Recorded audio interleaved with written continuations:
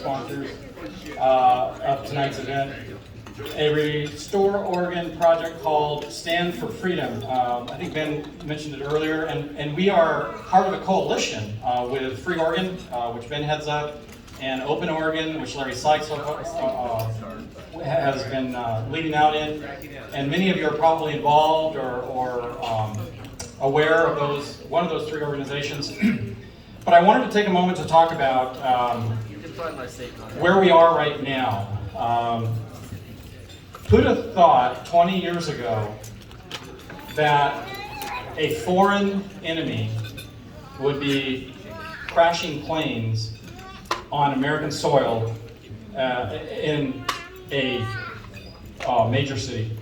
Who would have thought that? Happening in our own country, on our own soil.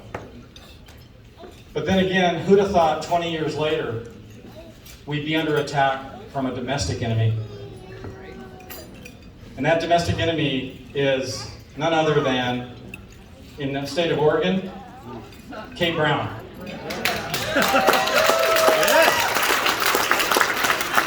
And at the national level,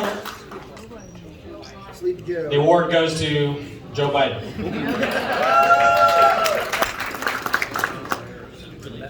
This must be stopped.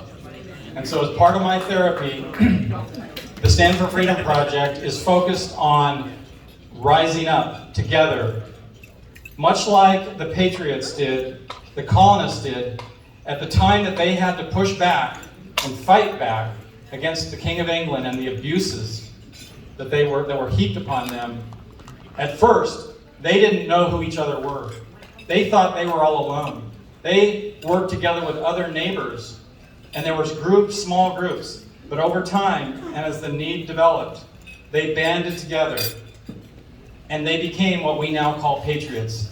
And as more and more people stood up, more and more additional people stood up. And that's where we are right now. People are asking, what can we do?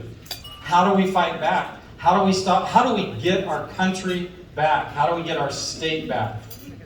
This march towards socialism seems unstoppable. And we have tried.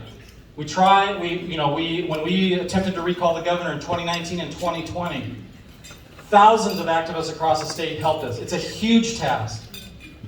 It's a huge task. But I firmly believe today that the only way that we're going to stop this is in the ways that Ben mentioned earlier. We have to have lawsuits going on. We have to have election integrity back. And I am so excited to hear from Kelly later about election integrity. Arizona, under her leadership of the party, is leading the way in establishing protocol on doing forensic audits of states. Yeah. We have to have election integrity back. And we also have to do something else, and that's what Stand for Freedom is focused on. It's a multi-front war. It's not like we can do just one thing. There are many fronts to this war, and another front is we have to regain control at the local level. Our local leaders, city council members, county commissioners are the elected representatives closest to the people.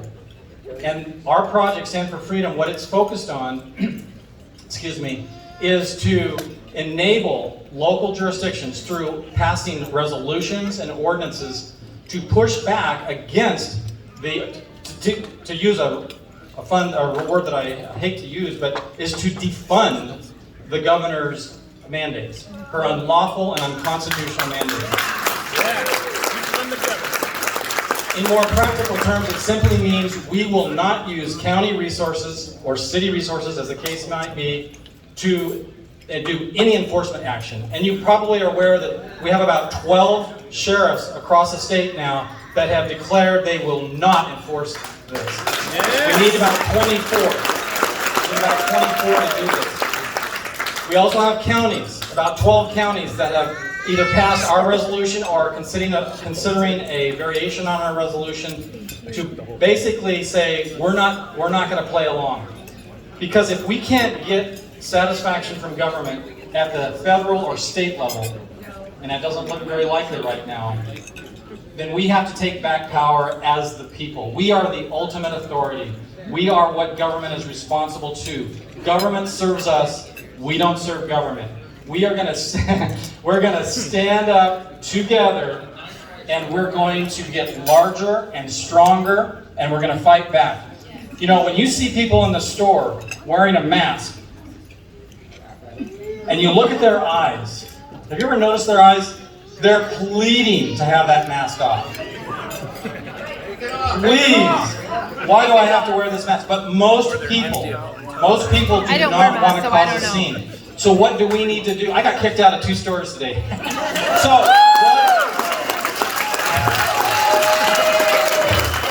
what do we need to do? We need to show up in force. We need to stop. We need to use our second vote, our dollar, and stop patronizing places that are becoming enforcement arms of an unlawful and unconstitutional government. The worst kind of lawlessness. Anybody know? The worst kind of lawlessness is government lawlessness, and that's. Antifa's bad enough, right? They're all about anarchy, but government lawlessness. It's up to us.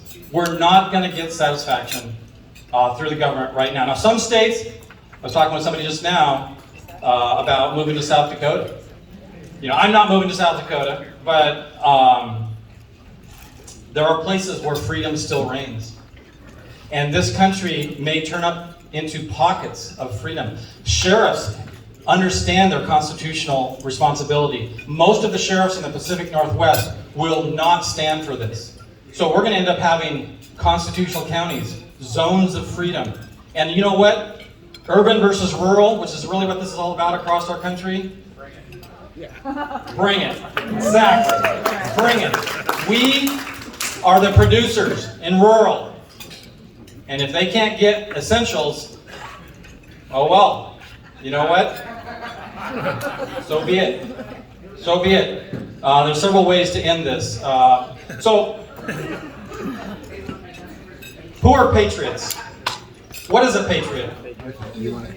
Raise your hand if you're a patriot. Is a patriot somebody who's loyal to their government? No. A patriot is somebody who is loyal to their countrymen, to their country. In this case, to the founding principles of our country. And as you look around you, what do you see? Patriots.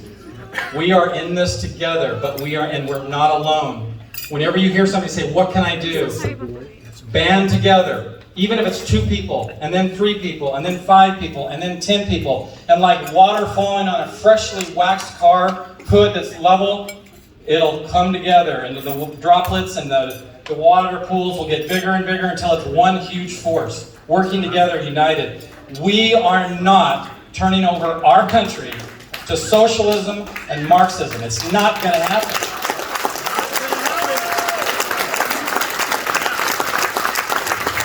Well, I am going to help Ben a little bit in the way of introducing our keynote speaker, Kelly Ward. Kelly is a pioneer on the frontier of fighting for election integrity. And she has some fantastic things to say this evening, things that I would ask that you take a close listen to, things that she's doing in Arizona, the partnership she's made to bring about the audits that are happening. And they are exposing some very insidious things. And you know what? I have no doubt what's happening in all 50 states, including Oregon, and what they're doing is going to help us tremendously. So it's going to be a very informative, helpful, useful information for you this evening. Now, Solomon Yu, the National Committee man, was the one that arranged for Kelly Ward to be here. He has done that over the years. Thank you, Solomon, for arranging that.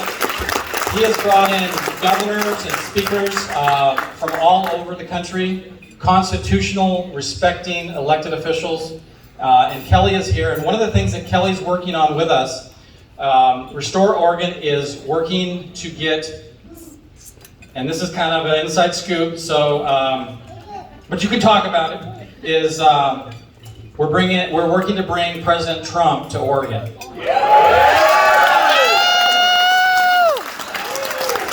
He couldn't come before for 2020, but we're having some serious conversations. We were in Pendleton last night in part to look at in this. Boy, I don't know how much I can say. Say it all. This is going to be epic. And here's the deal. The recalls, many of you are involved in the recalls. And while we didn't get Governor Brown's name on the ballot for removal from office, we did collect 277,000 signatures, 33% of which were non-Republicans. Many more now, since the way she's handled COVID over the last 18 months, would have signed. I have no doubt about it. We have a minimum of 81,000 people that are not Republican that are willing to vote with us. So, guess what it takes to flip this state for a Republican statewide office? How many votes? 150,000. We're halfway there, folks. So, getting President Trump here, looks like April would be the time frame. We tried for the fall, but it wasn't enough time for them to plan. If we can get him here in, say, April, right before the primary, we will generate so much interest in the way this is being handled.